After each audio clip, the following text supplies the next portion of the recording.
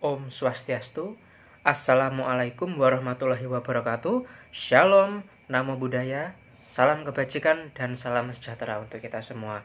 Halo teman-teman semua, berjumpa kembali dengan saya dalam video saya yang kali ini. Pada kesempatan kali ini saya akan membuat video project based learning untuk memenuhi tugas dari salah satu mata kuliah yang saya ambil pada semester 7 ini.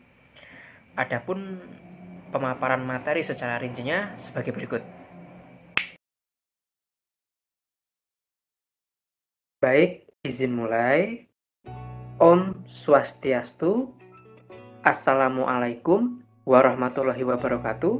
Shalom, namo buddhaya, dan salam kebajikan serta salam sejahtera untuk kita semua. Halo teman-teman semua, berjumpa lagi dengan saya dalam video pembelajaran saya kali ini. Sebelumnya, perkenalkan dulu, saya dari kelompok 12 yang beranggotakan hanya satu orang, yaitu saya sendiri.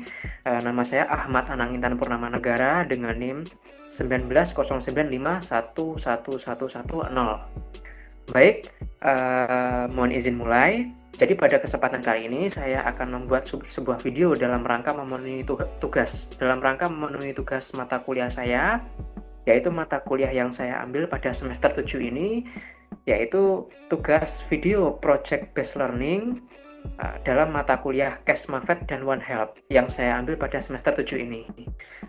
Adapun dalam video pembelajaran kali ini, adapun tema yang akan kita bahas yaitu tentang residu dan cemaran mikroba pada produk pangan asal hewan di Indonesia. Seperti itu. Oke, bisa di next.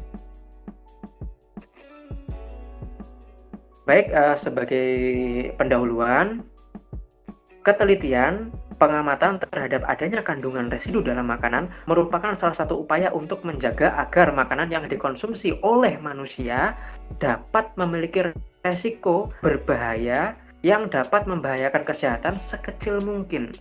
Artinya, ketelitian pengamatan yang akan kita bahas dalam materi kali ini, dalam video pembahasan saya kali ini adalah berguna untuk menjaga agar makanan yang dikonsumsi manusia itu faktor resiko dari makanan tersebut yang dapat membahayakan kesehatan manusia itu kecil gitu. Kemudian bagaimana cara merealisasikan hal tersebut, yaitu dengan cara menciptakan atau menetapkan MRL. Apa itu MRL? Yaitu maksimum residu level. Nah, akan saya jelaskan tentang MRL ini. Maksimum residu level atau MRL digunakan sebagai persyaratan yang sah dari produk bahan makanan asal hewan yang akan diperdagangkan. MRL merupakan bisa disebut juga batas toleransi. MRL atau batas toleransi adalah batas angka tertinggi residu yang masih diperbolehkan berada dalam makanan. Jumlah residu yang berasal dari segala sumber makanan untuk dikonsumsi manusia tidak boleh melampaui jumlah yang biasa terdapat dalam makanan sehari-hari atau acceptable daily intake atau ADI. Jadi, jumlah residu yang terdapat dalam makanan yang kita konsumsi sehari-hari tidak boleh melebihi batas yang sudah ditentukan untuk menjaga keamanan serta kesehatan di masyarakat. Oke, next. Baik, adapun tujuan monitoring dan surveillance dari residu dan cemaran mikroba ini adalah yang pertama, untuk mendapatkan gambaran secara garis besar kandungan residu yang ada dalam bahan makanan asal hewan maupun lingkungan peternakan di Indonesia dan sekaligus mengetahui tingkat pencemarannya. Jadi secara garis besar, tujuan monitoring dan surveillance ini untuk mengetahui residu apa saja yang terjadi pada bahan makanan asal hewan yang ada di ruang lingkup peternakan di seluruh Indonesia dan tingkat pencemarannya itu sebesar apa sih. Jadi untuk itu ya. Untuk alasan yang kedua, tujuannya adalah memperkenalkan konsep quality assurance atau QA.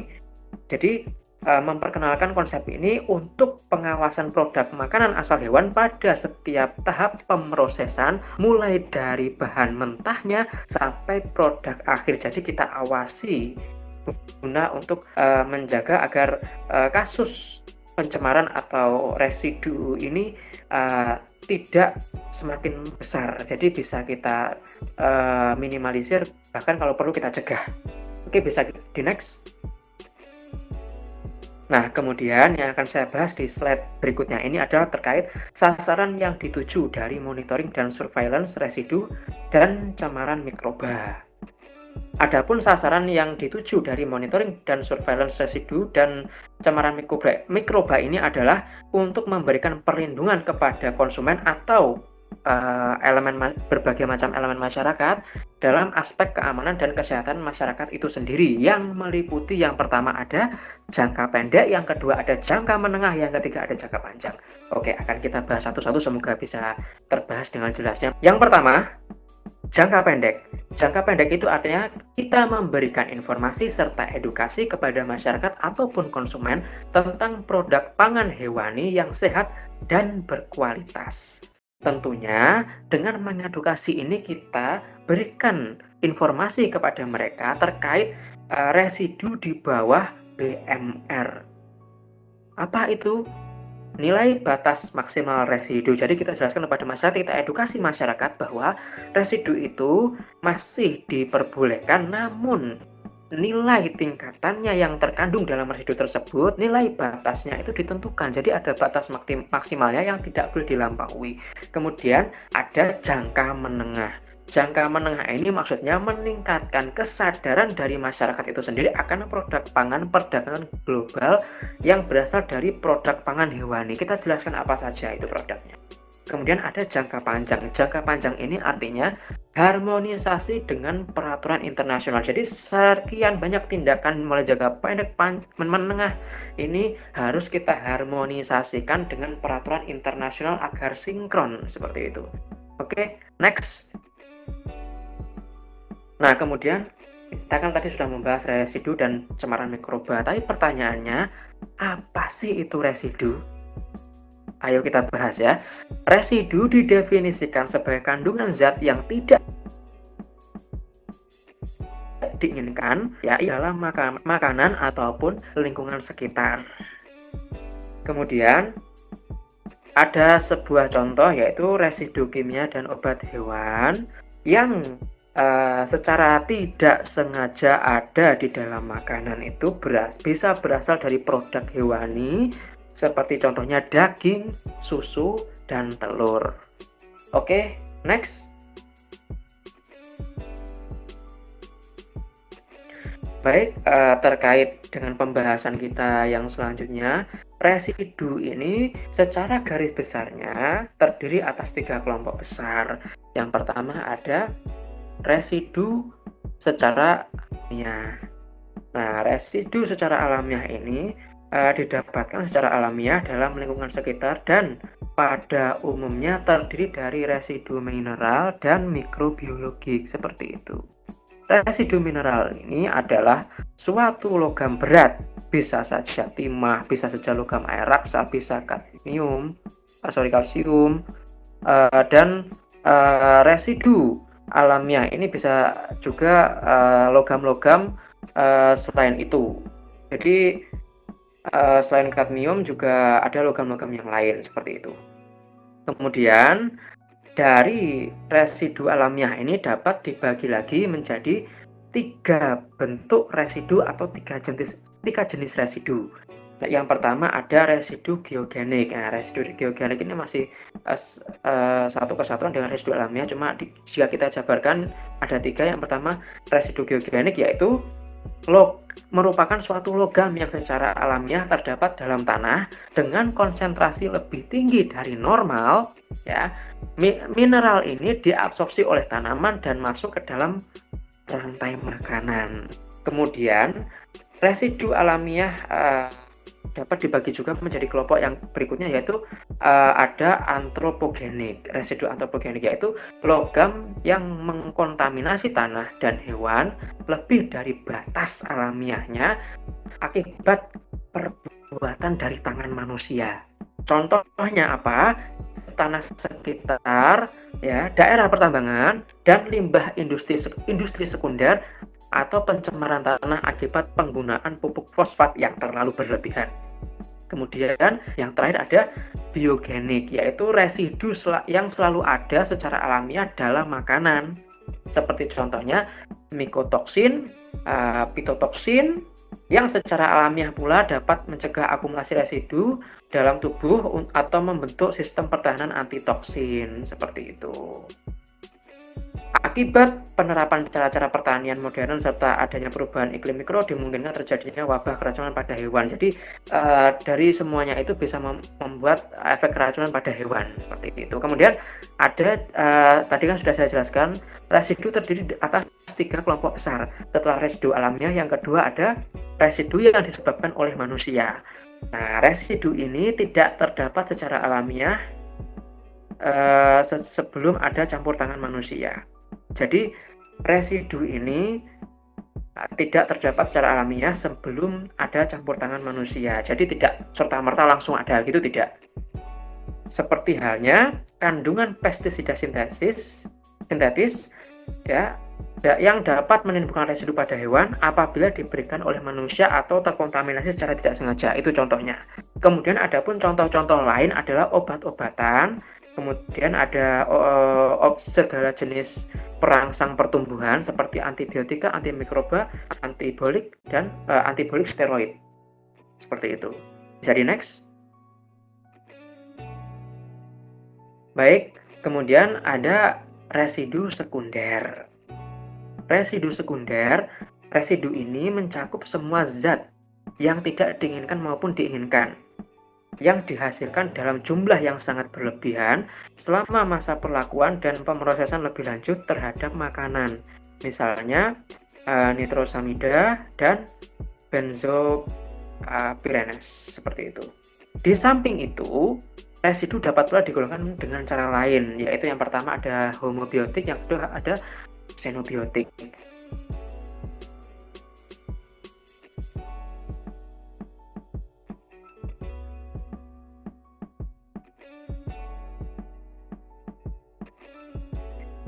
Zat ini biasa digunakan untuk bertujuan terapi, profilaktik, atau perangsang pertumbuhan. Kemudian ada xenobiotik, yaitu zat-zat yang tidak dapat secara alamiah berada dalam hewan sasaran. Contohnya antibiotika dan pestisida itu tidak bisa secara otomatis ada, itu pasti ada campur tangan manusia. Oke, next.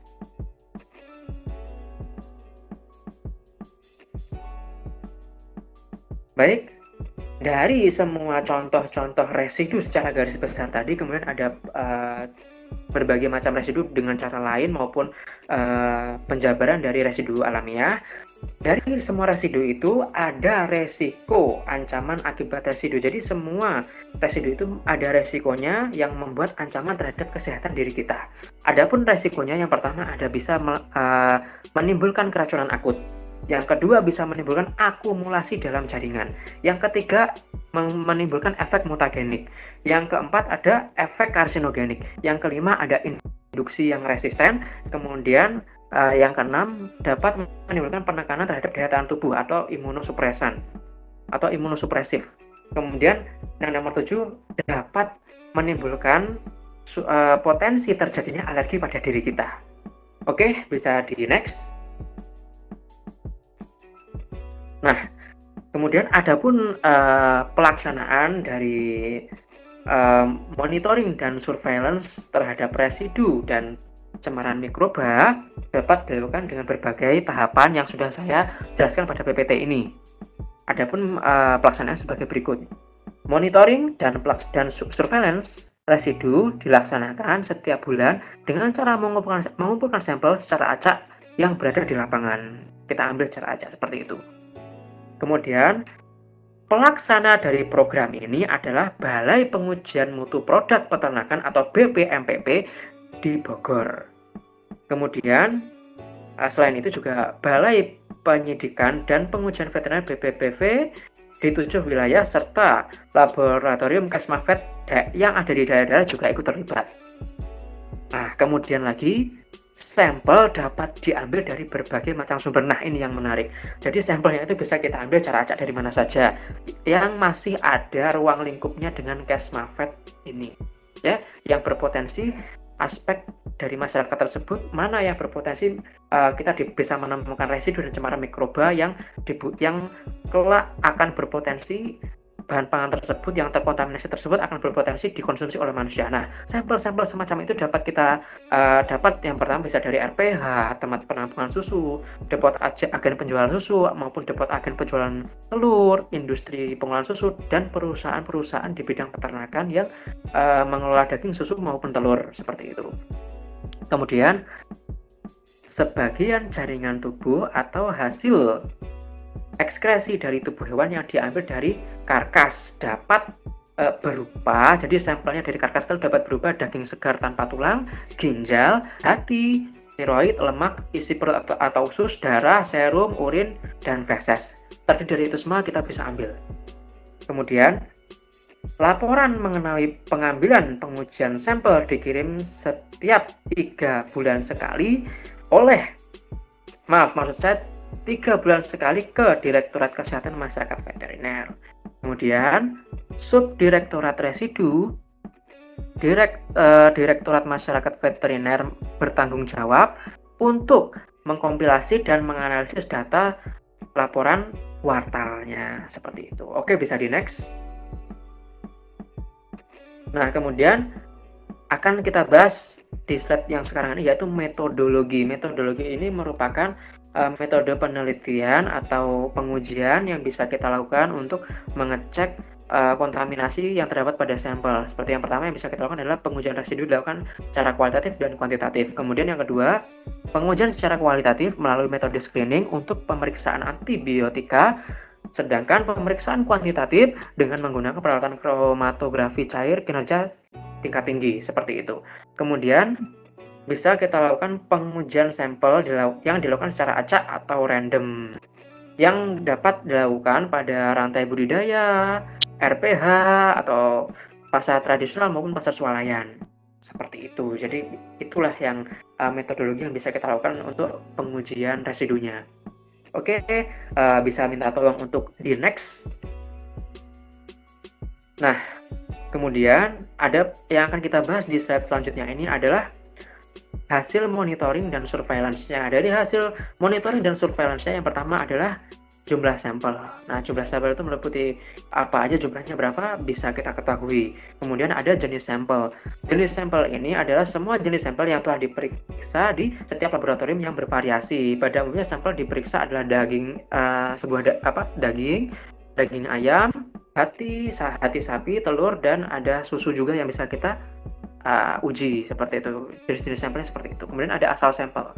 Asal sampel tadi sudah saya singgung. Jadi jenis sampel yang telah diperiksa ini umumnya berasal dari tempat yang beragam.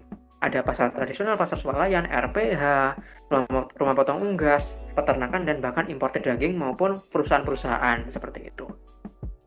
Kemudian adapun hasil pengujian yang bisa kita dapat, yang pertama ada hasil positif residu antibiotika. Apabila positif di situ ada residu antibiotika, di situ bisa kita ketahui terdapat residu antibiotika jenis apa yang terkontaminasi di bahan pakan tersebut. Mungkin bisa penisilin, tetrasilin, dan lain-lain. Kemudian yang kedua, ada hasil positif residu hormon. Apabila terdapat hormon yang terdetek pada bahan pakan tersebut, kita bisa melihat ada hormon apa yang terdetek di situ.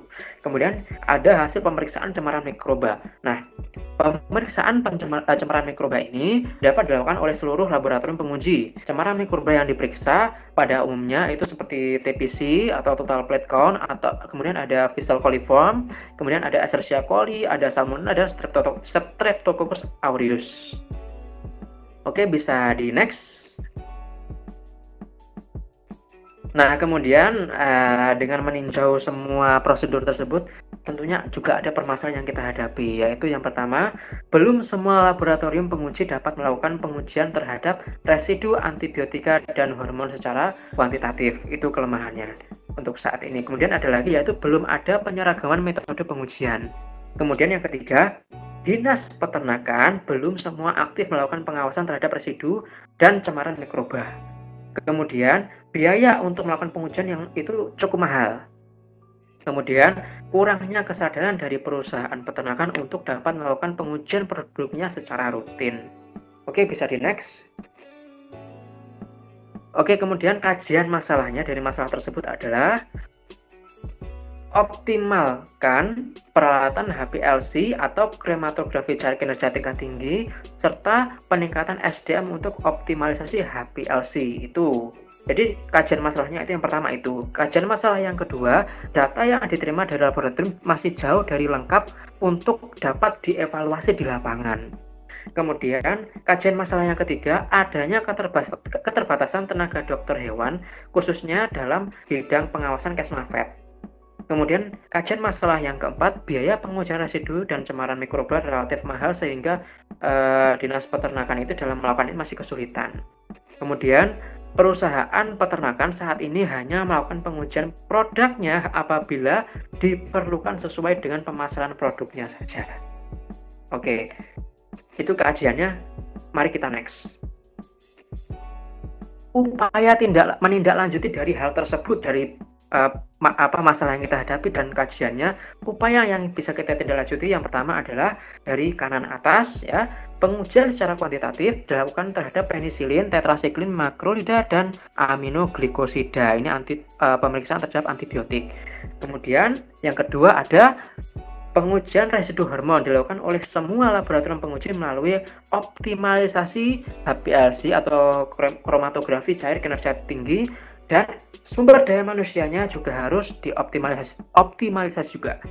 Kemudian yang ketiga ada metode pengujian terhadap residu akan diseragamkan melalui standarisasi metode pengujian. Nah, itu upaya yang ketiga ya, yang ketiga. Kemudian yang keempat, yang kiri atas, pengadaan bahan standar uji dikoordinasikan oleh Direktorat Kesehatan Masyarakat Veteriner. Nah, ini untuk lebih baiknya. Kemudian upaya tindak lanjut yang kelima, untuk optimalisasi dan akurasi hasil monitoring dapat kita upayakan untuk mengadakan pelatihan dalam rangka peningkatan keterampilan petugas laboratorium guna untuk meningkatkan SDM untuk mengupayakan agar penggunaan HPLC atau kromatografi cair kinerja tingkat tinggi ini dapat optimal. Jadi baik sistem maupun SDM kita tingkatkan dengan mengadakan pelatihan itu, supaya tenaga kerja dan pihak-pihak yang benar-benar dibutuhkan di bidang itu bisa terjamin mutu dan kualitas serta kinerjanya. Oke, kemudian yang terakhir, upaya tindak lanjut yang bisa kita lakukan adalah Dinas Peternakan selain berperan aktif melakukan pengawasan residu, perlu pula melakukan pengawasan pemakaian obat-obatan dan tambahan pakan yang digunakan masyarakat khususnya dalam peternakan. Jadi kita awasi, dibatasi, dan kita atur semuanya agar penggunaan tersebut tidak merajalela dan tingkat pencemaran mikroba dan residu bisa kita kendalikan dengan baik, seperti itu. Oke, untuk slide ini sudah selesai, bisa di next. Oke, baik teman-teman semua yang menyaksikan video saya ini dan pemirsa, sekian pemaparan dari saya terkait materi kita kali ini. Semoga dapat bermanfaat untuk teman-teman, ilmunya bisa teman-teman ambil. Kurang dan lebihnya dari pemaparan materi saya pada pertemuan kita kali ini, saya mohon maaf yang sebesar-besarnya. Saya tutup dengan Parama Santi. Om Santi Santi Santi Om. Wassalamualaikum warahmatullahi wabarakatuh. Sekian, terima kasih.